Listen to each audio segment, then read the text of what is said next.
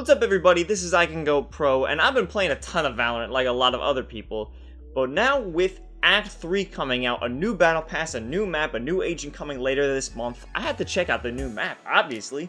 It's awesome. It's finally a time I don't have to play Ascent 5 times in a row. So I'm sure most of you were looking around the map, and when you're in A site, either attacking or defending, you looked up to the left, and you saw this samurai in a cryo chamber looking thing. So once I saw this, it definitely piqued my interest, and I wanted to know a little bit more about what's going on here. What's happening in the Icebox. Now when you look up in that chamber, you'll see a few other chambers within the holding chamber. You know what I'm saying?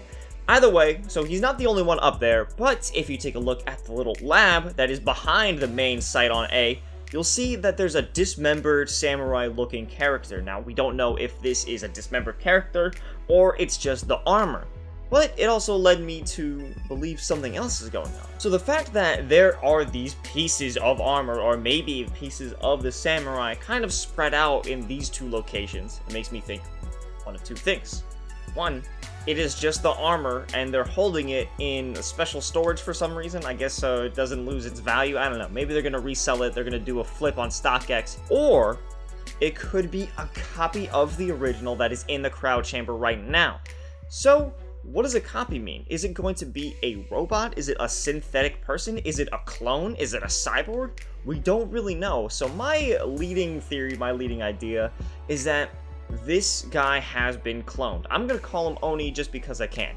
So Oni, the samurai in that crowd chamber, has been cloned, and they're kind of researching on him, seeing what he is capable of, what he could do. Perhaps he has some ability to manipulate Radianite. We don't even know what Radianite does, really. We know that Sage is a Radianite healer, but nothing more than that, really. And that brings us back to the reason that why are these agents here? Why are the Radiant agents attacking this location? Of course, we're going to be told it's for the Radianite there. But why is Kingdom there? It's said to be a storage facility for shipping and moving shipping containers, but what the hell are they doing there in the middle of an Arctic island? There's no close ports as far as we know. There's no reason for any of these containers to be out there unless it's hiding something, and the main reason that they are there is researching and studying potential uses of Radianite and Oni. If we take a look inside of the ship, when we get to Icebox, you'll notice that there is a frame of Oni on the right monitor. There's also, I guess, the first contact with Radianite and the powers of Radianite on the left monitor. So what does this mean? What we can imagine is that Oni is being used in some sort of Radianite experiments, potentially being cloned, and then they're just continuing to use different Radianite experiments on each of those clones. Now, why is he being picked for this? Why is he being cloned? Why is he being tested on? Does he have some sort of capabilities we don't understand?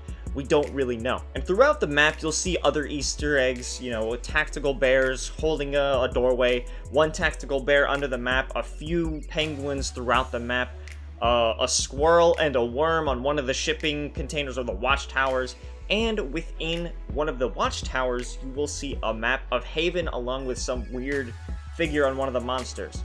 So we can imagine that Kingdom has an interest in Haven, and I definitely have an interest in Haven with all of the weird structures coming out of the back of it, along with a very massive Radianite cube. Potentially they're interested in the Radianite there, or something even deeper. So really, what are Kingdom's interests in Haven?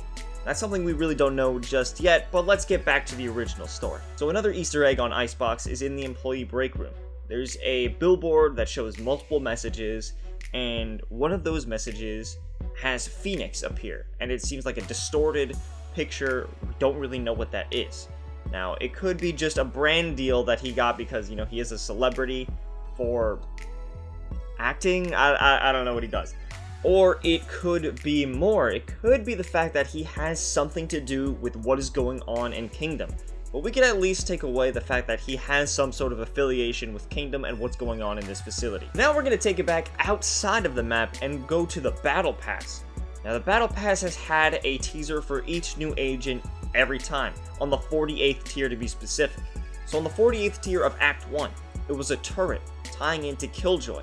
On the 48th tier of Act 2, it was this eagle or bird that symbolized Sky, because that's one of her abilities.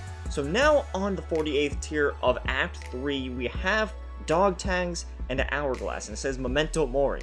And memento mori means, remember, you will die. So we know that you will die. Okay, cool. What does that mean? What does that tie in for the next agent that we're gonna see? And how is this all connected to Oni that we're seeing in the Icebox? So this connection to death brings us back to Phoenix again, who has the ability to be reborn after dying in his ultimate run it back. And also a connection to Sage, who could bring people back from the dead. Now, has this character died multiple times?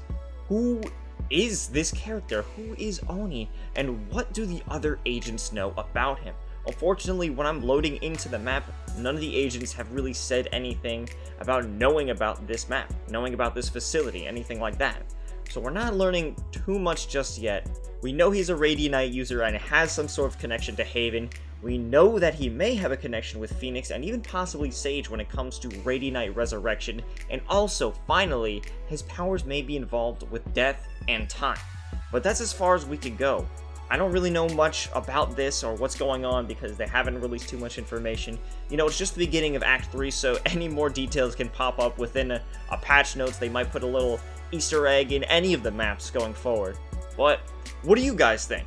Do you think I'm completely wrong? I'd totally love to hear your ideas on this. You could check me out on twitch.tv/ICanGoPro, and you could talk about me in stream. Tell me your theories and everything. Either ways, when there's new information, I'll be the first to let you know. Alright, until next time, guys, take it easy.